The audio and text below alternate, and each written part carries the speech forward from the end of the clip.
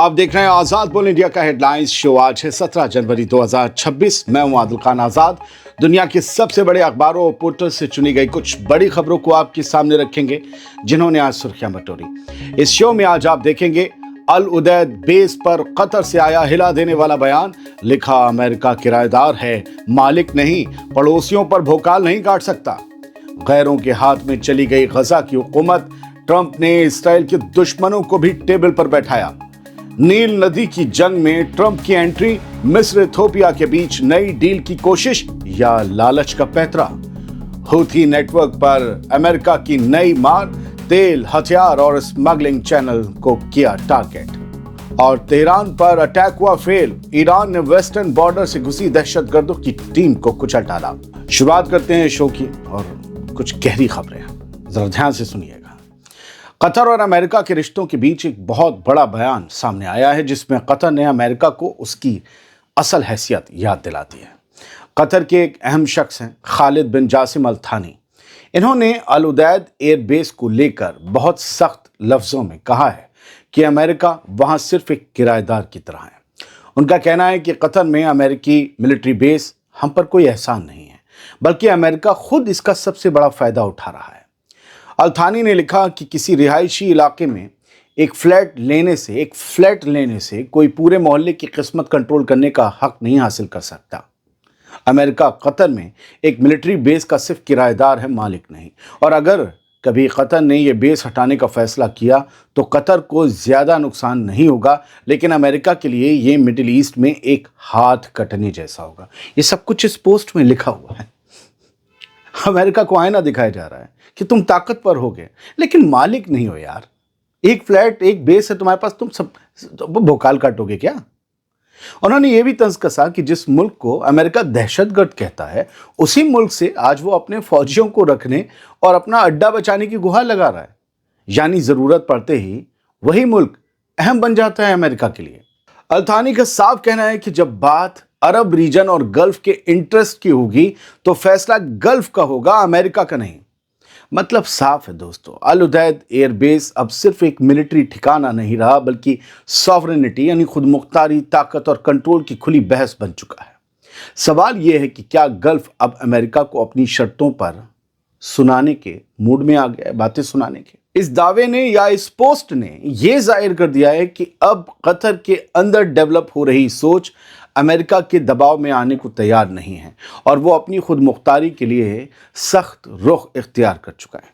Social media पर यह बयान आग की तरह फैल रहा है क्योंकि अल उदैद बेस मिडिल ईस्ट में अमेरिका का सबसे बड़ा और सबसे खास फौजी ठिकाना माना जाता है।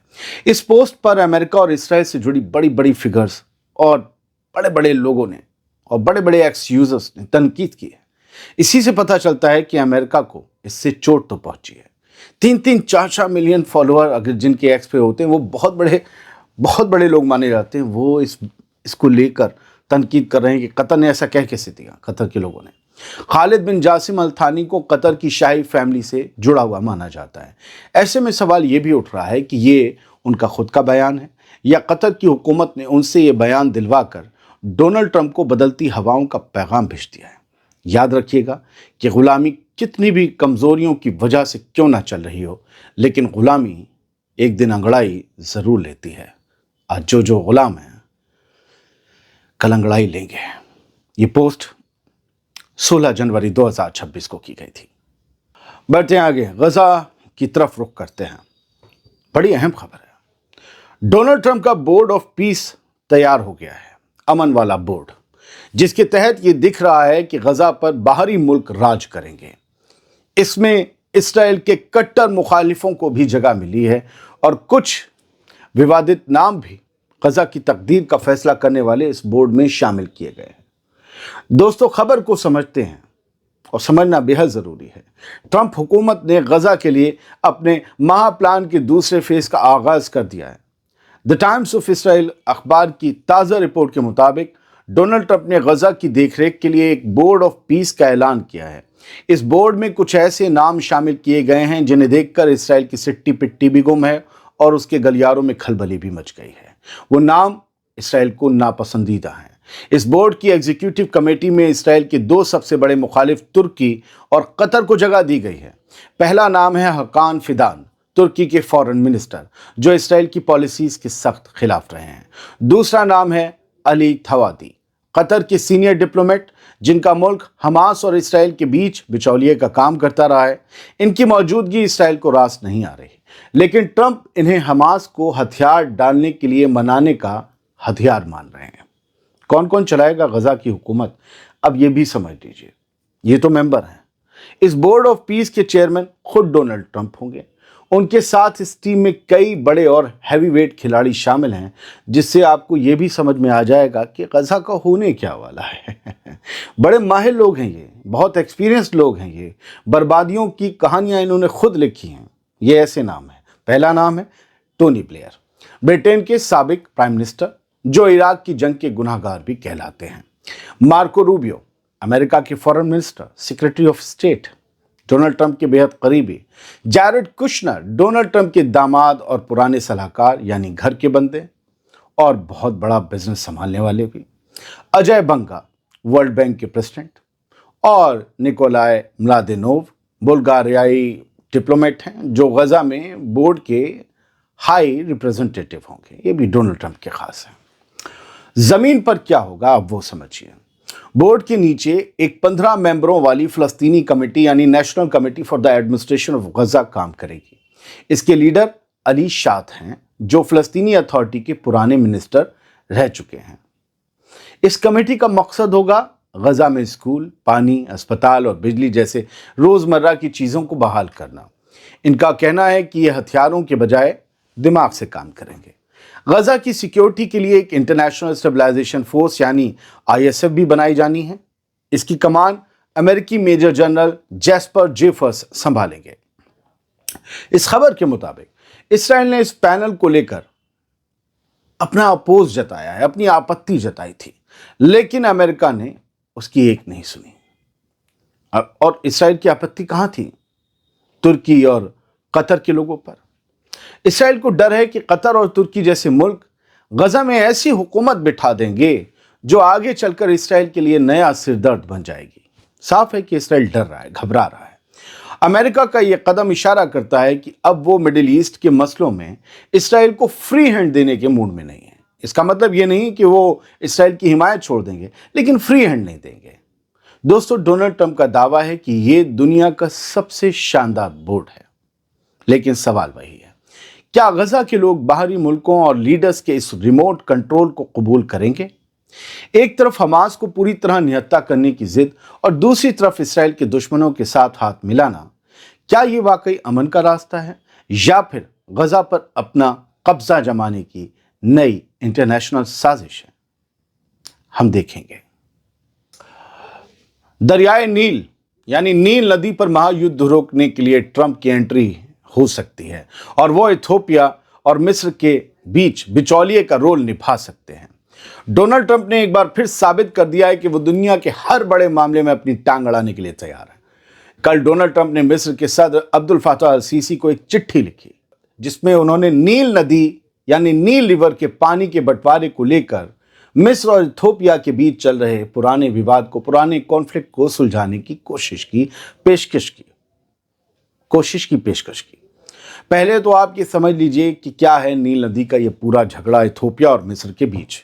ये झगड़ा एक बड़े डैम यानी एक बड़े बांध को लेकर है जिसे इथोपिया ने नील नदी पर बनाया है।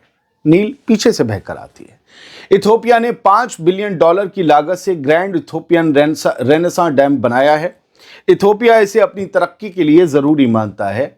मिस्र का कहना है कि अगर इथोपिया ने पानी रोक लिया तो मिस्र में सूखा पड़ जाएगा, मिस्र भूखा मर जाएगा। मिस्र इसे अपनी नेशनल सिक्योरिटी के लिए बड़ा खतरा मानता है, इसीलिए ट्रंप ने चिट्ठी लिखी है। ट्रंप ने अपनी चिट्ठी में लिखा है, मैं मिस्र और इथोपिया के बीच फिर से मीडिएटर यानी बिचौलिया बनने के लिए तैयार हूं ताकि इस मसले को हमेशा के लिए ख़त्म किया जा सके। डोनाल्ड ट्रंप बिना लालच के अपनी चिट्ठी भी नहीं लिखते। दरअसल डोनाल्ड ट्रंप ने हमेशा अल सीसी को अपना फेवरेट लीडर माना है। अक्टूबर में गजा डील के दौरान भी ट्रंप मिस्र गए थे। ट्रंप का झुकाव मिस्र की तरफ साफ दिखता है, जो इथोपिया के लिए फिक्र की बात हो सकती है। लेकिन याद रखिएगा, एक खेल और भी है।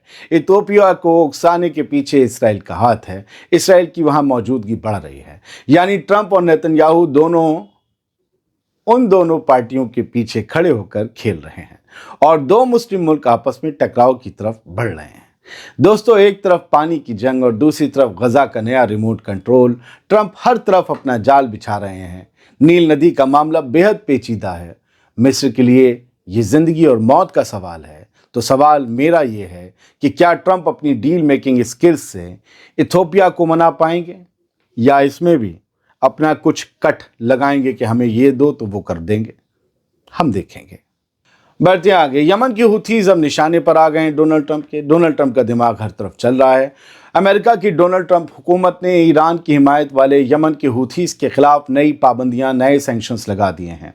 इन पाबंदियों का मकसद यमन में हुथीज तक पहुंचने वाले तेल, हथियारों और दूसरे सामान को रोकना है जिनसे इस ग्रुप को पैसा मिलता था।